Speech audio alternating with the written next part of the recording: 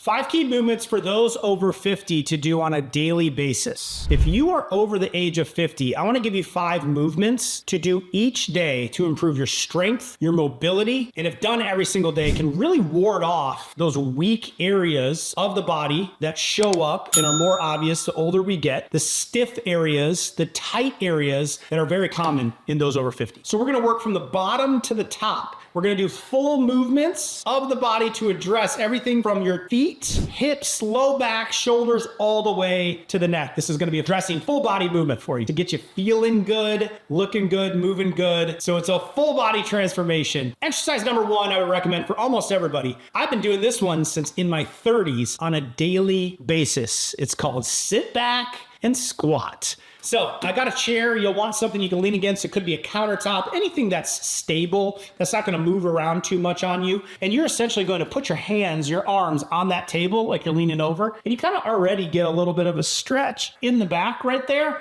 And then we're going to bring it down into a full squat. We're going to sit as deep as we can go. And you should feel a stretch from your lower spine all the way up your back. Now, if you are hurting, can't go as low, you could just squat against the counter, just as I'm doing right now, okay? If you can get a little bit of pull, where you're distracting your arms, I'm pulling my body that direction to just stretch my mid-back. You're trying to get it stretching all the way mid-back, all the way into the lower. That's number 2 as far as level of difficulty. And then the lower you go into the squat, the harder it gets, but you are going to stimulate the lower back and into the legs at that point. Sit back and squat.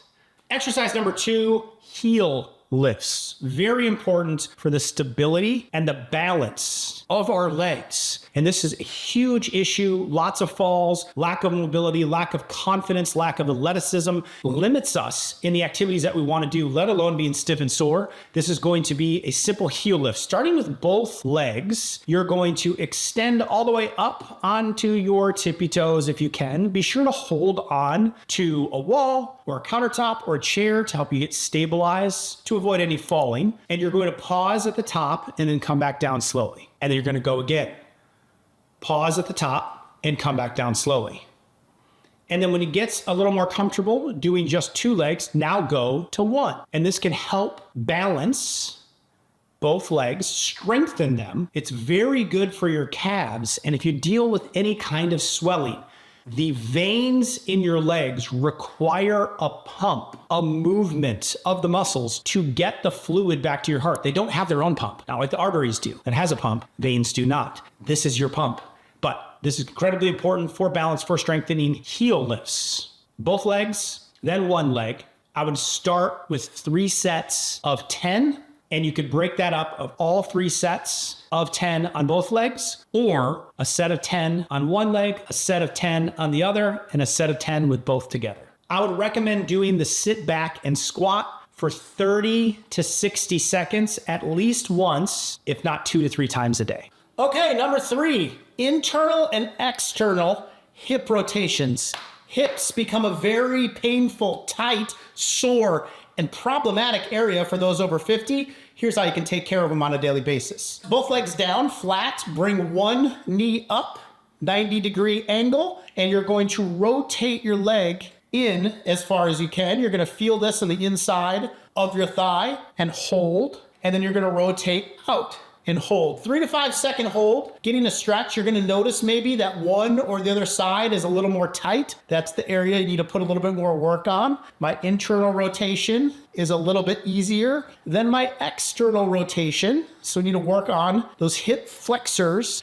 Once you do 5 to 10 of those for that leg, then switch. And you can see I'm bringing my leg in rotation. I'm just rotating at the hip and then rotating out. I cannot stress these ones enough because I see so many patients with bad hips. One wearing out faster than the other, men with really tight hip flexors that's causing low back pain, women that are very concerned with the stability of the entire pelvis and the hips, inconsistencies with walking or their gait. Hips become very, very important. Internal and external rotators.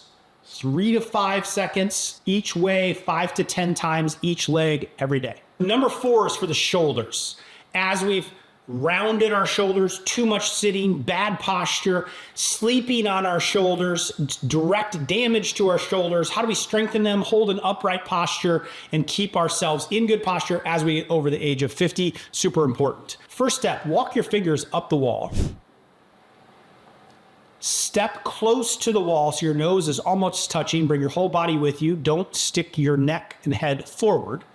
And then lift your hand off the wall back towards your body and hold 15 seconds. You'll feel a little shakiness with it. Now place your hand back onto the wall and then let your head fall into extension to one side and allow it to stretch. You're going to feel this in your shoulders. You're going to feel it in between your shoulder blades. And then let your head fall to the other side. You're going to feel this in the shoulder and you're going to feel it in the shoulder blade.